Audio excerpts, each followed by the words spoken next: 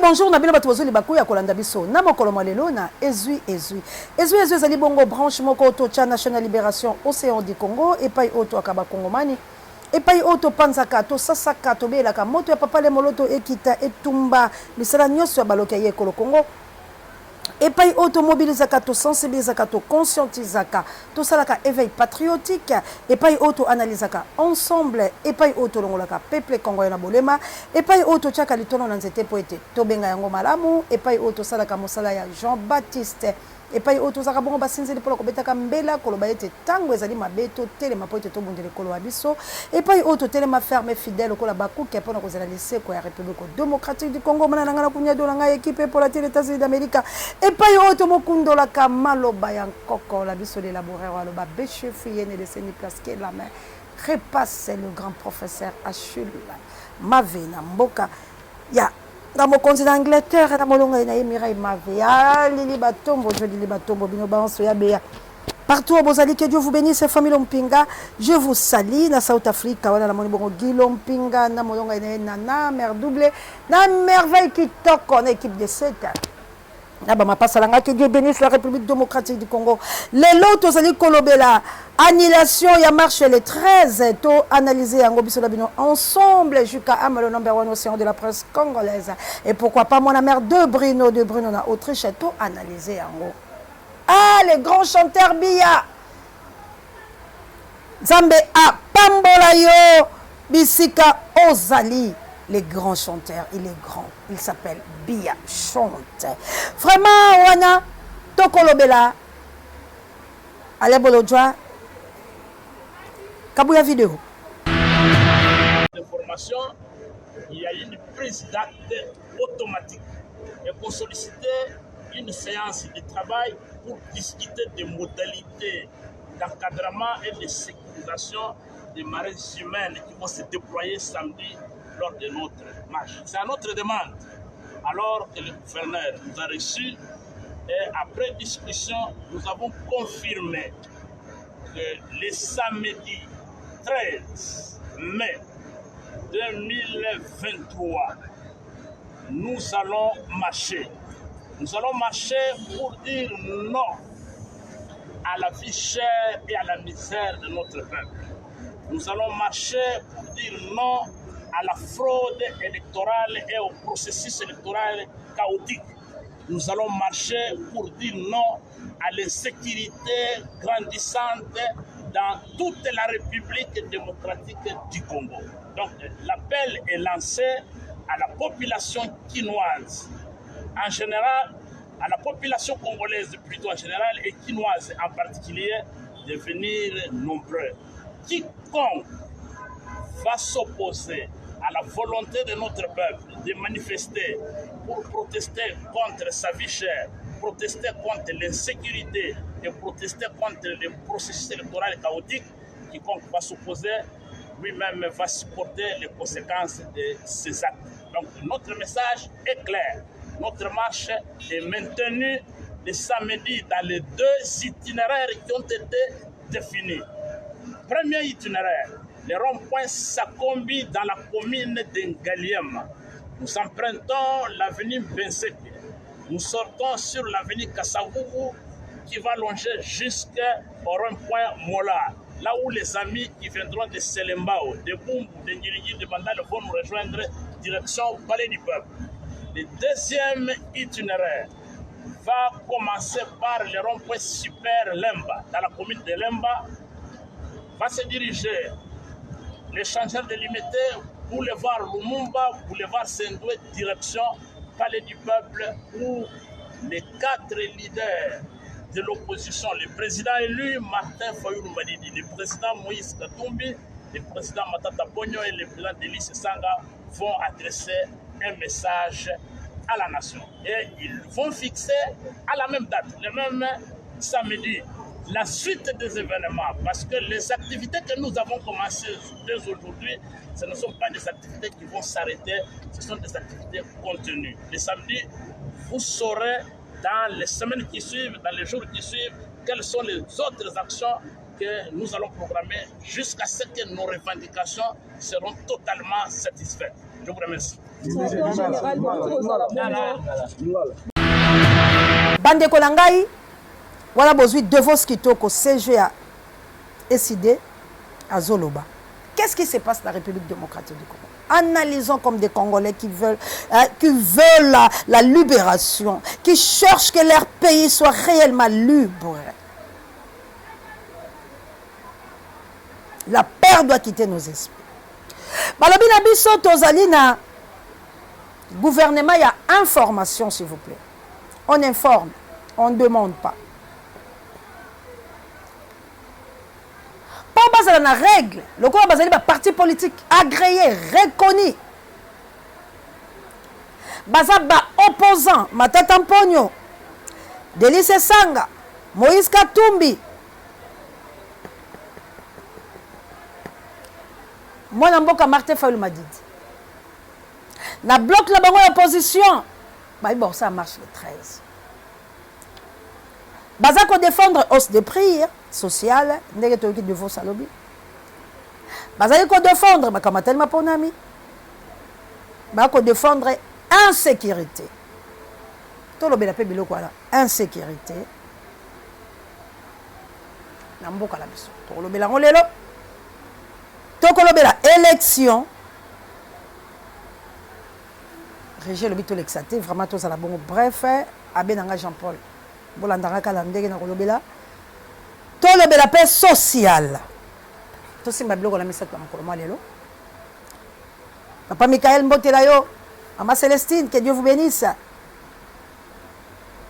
maman missionnaire na plus rondé maman Jawa salam alaikum wa mezima mana nanga kunya dolanga équipe pour la thé Ali no mot que Monseigneur Lisso Yankolo Hollandais noir mon prêtre. Nouvelle force! Ernest Dilala. Nouvelle force. Ernest Dilala. Ngobila, notre gouverneur, il y avait le province à Kinshasa. Alors, suite à la sécurité, on habite au Lobela Lelo. Des marches à la moyenne et ça la malheureuse zate. Mais Balingi va rejeter Bango le 18. Il y a ma source dans ce salle. Balingi va rejeter Bango le 18. Na habité le 18, il y a une sécurité aussi là. Je ne sais pas. On a tout l'angobila. Ça va permettre de se côté à papa gouverneur, le 18, oh lingo rejeté marche. Et l'on a le 13 et comme le 18. Le 18, il y a une insécurité si na Congo.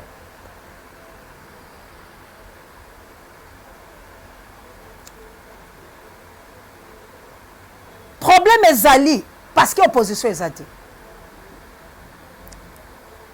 On suppose que la carte opposition, tu bloques l'opposition au Bazali. Nous avons analysé. Bamoni Moïse Katumbi, Oyo, Azana problème, na Félix, pour la longue union sacrée, raison Moïse Yemokayebi. Bazala Matata Mpogno, Oyo, Azana problème, na l'état la biso la Bukangalonzo, malgré tout, Alonga Yango Seloye.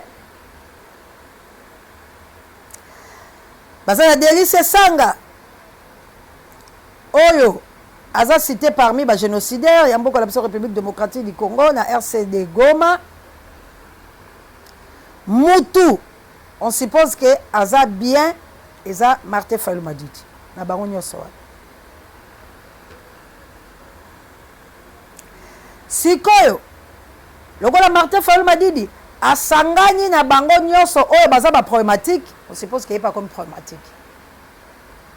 Parce que malala on suppose ya mabe misatu, ezala lala malamu moko d'office lala ya mabe, il a ya malamu pe comme ya mabe. Dis-moi qui tu fréquentes, je te dirai qui tu es. Zabilo batamaile batoye biso.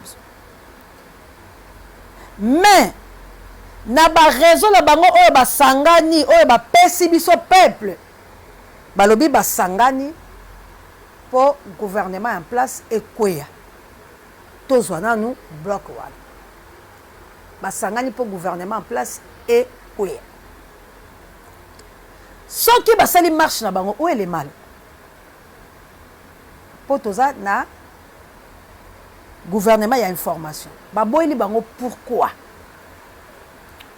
parce que insécurité est bandit depuis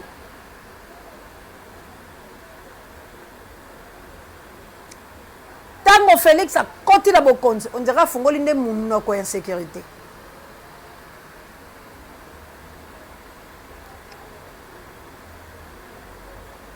Bango bazo marché pona likambo etali insécurité wana.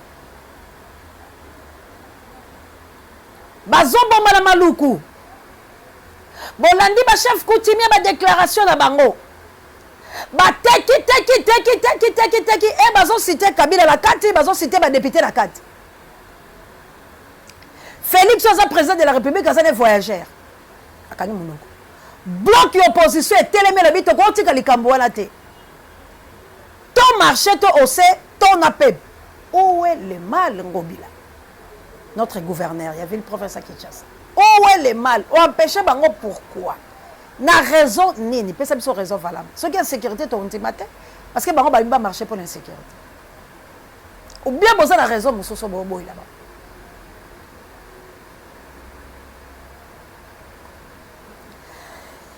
Nalazo Senga, na bloc l'opposition.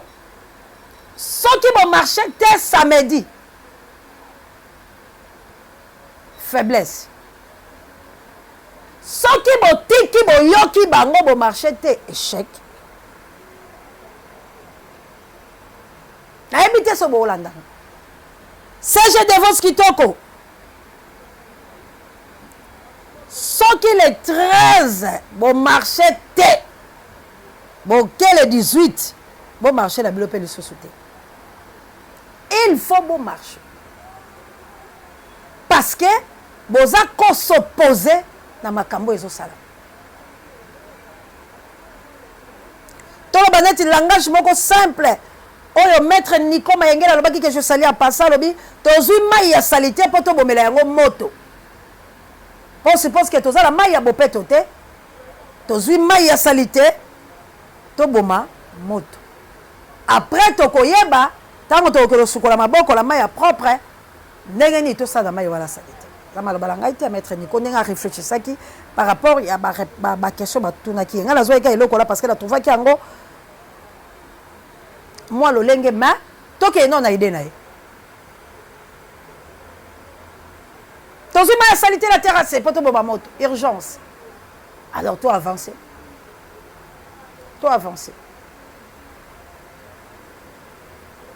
mais na marche wana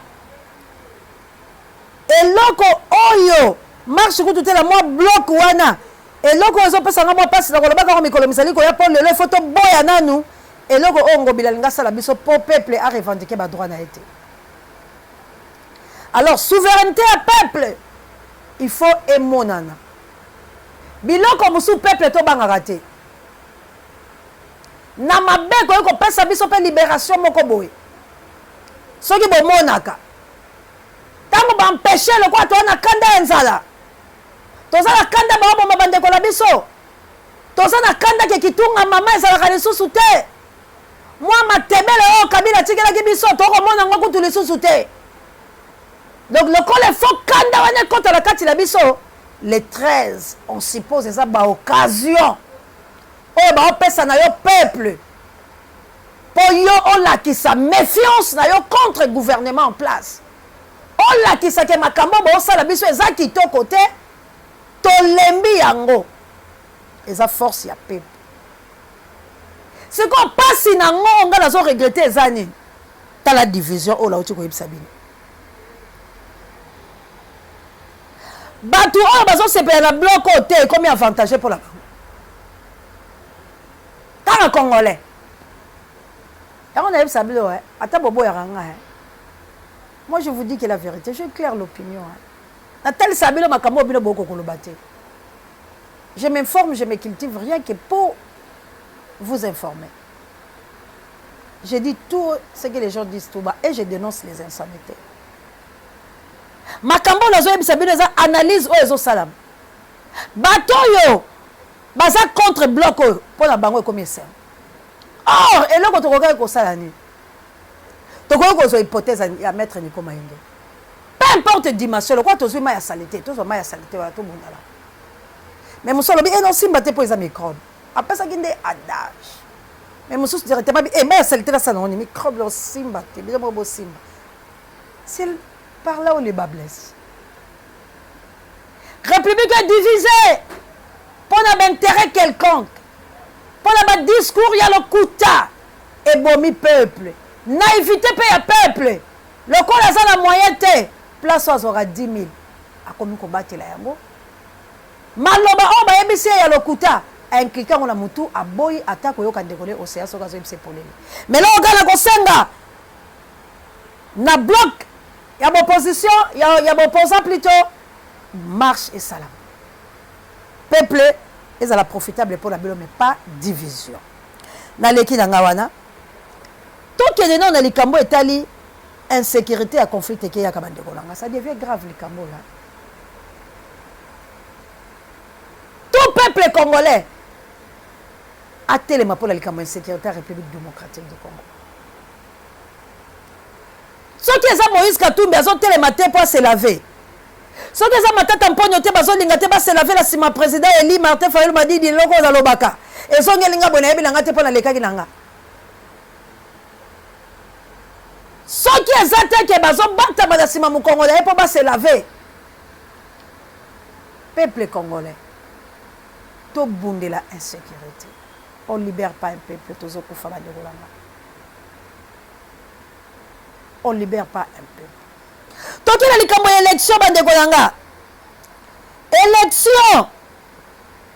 élections, élection de la République démocratique du Congo.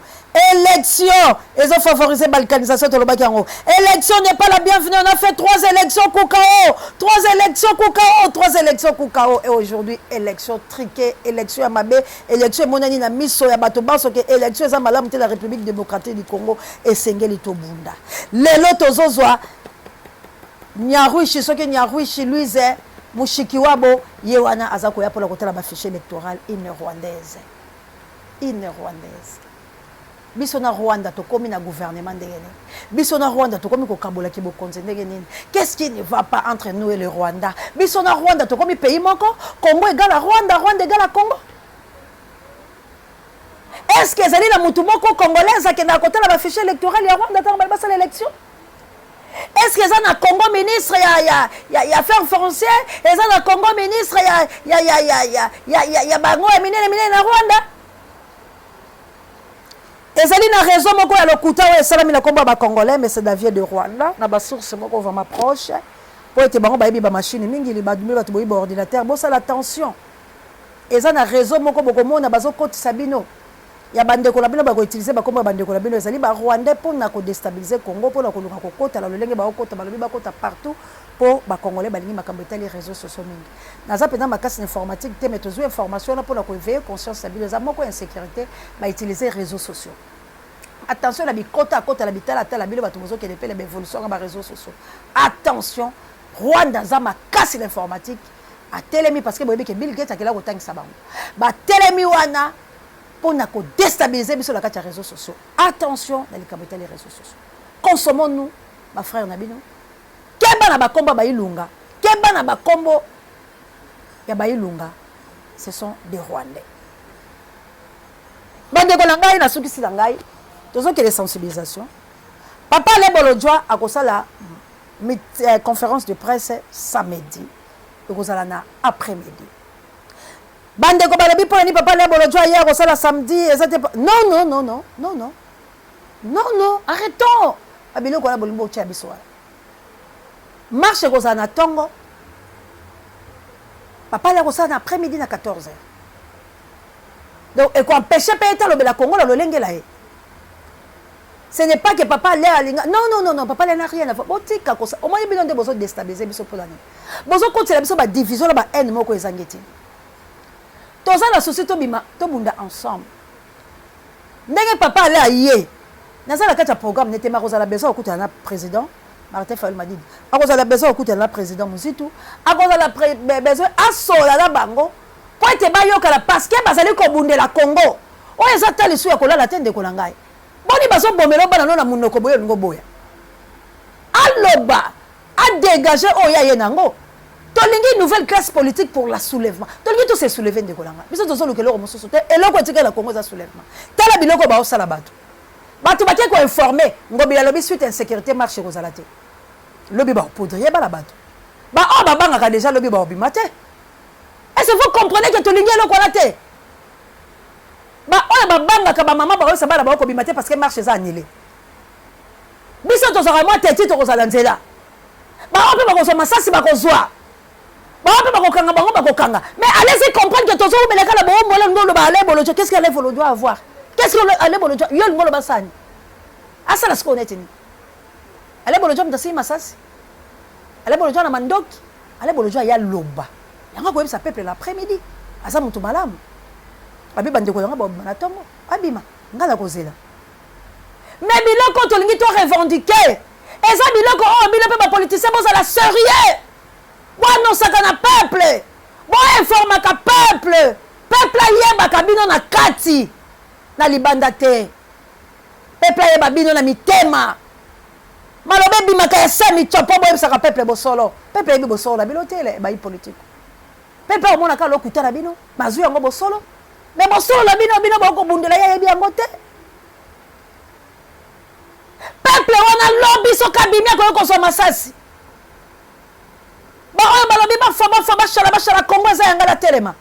Mais la sima nango ba yi politique bo sundola pe bango. To telema biso ba solo le kamba Congo. To lo ba bo solo pour la Congo. Nous avons assez d'irrer sur cette montagne. Tournez maintenant vers le nord pour la conquête de la République démocratique du Congo. Que Dieu nous bénisse. Que vive marche de l'opposition. Et Salama. Que vive la marche de l'opposition. Et Salama. Mais le qu'on est dans Osenga. Tous à la patriote. Tous Sunga Congo. Tous, tant la politique. Il y a division. To tambola la politique ya bosolo poto songa mboka. Mikolo misali ko ya mona mboka Adolphe Muzitu la banza ko za la conférence. Ya monene o epe ba kopesa biso mokolo to ko bala ko annoncer yango to ko kende poto yo ka bango nini pe nouvel élan e bombeli biso pe na ngbandela bango ya lamuka oyo bango pe bazali komotambusa na banza miko eleki ba mama batelemaki ba mama babeti mbele balobi ba ko telema lesusu to koluka mokambi ya ba mama ya nouvel élan na kombo ya mama Anto po ete to bala ko soana ye to yeba nini pe ba mama balenge leso na miko mizali ko ya que Dieu bénisse la République démocratique du Congo comme nous voulons la paix. C'est la guerre. Celui qui veut la paix prépare la guerre. Opération Jeanne d'Arc, soutenons-nous dans les moyens de l'Union sur point de toi avancer. Bisoto Kotaka. Au moins, il y a l'occasion à boire. C'est toi qui as mis sol. Merci Kabouya l'impuissant, on échange pour l'équipe qui gagne.